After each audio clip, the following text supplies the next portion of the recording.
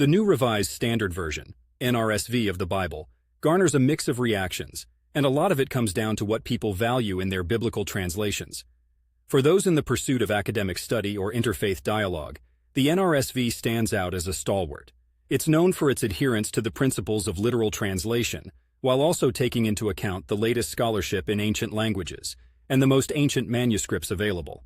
That's a plus for theologians and students looking to engage with the texts at a scholarly level. But there's another camp that's looking for a different type of connective tissue with their scripture. They are often not as impressed with the NRSV.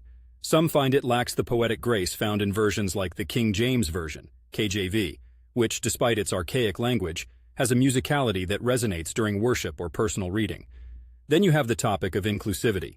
The NRSV is lauded for its gender-inclusive language, which attempts to represent the original texts without the male bias imposed by earlier translations. To some, this is a step towards modernization and equality. To others, it verges on meddling with the sacred texts, tampering with the divine in a way that doesn't sit right with traditionalists. In my corner of the world, Portland, Oregon, a city known for its progressive stance on many issues, the NRSV is well regarded among mainline Protestant denominations.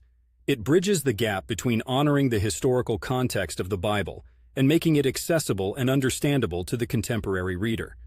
Regardless of where you fall in the spectrum of opinion, the important thing to remember is that every translation carries with it the fingerprints of human interpretation.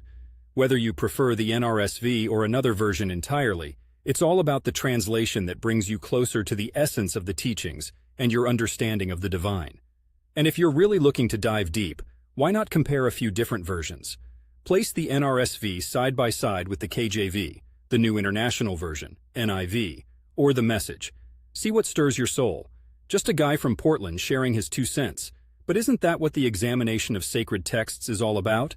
Sharing, discussing, and walking away enriched by the diversity of our understandings.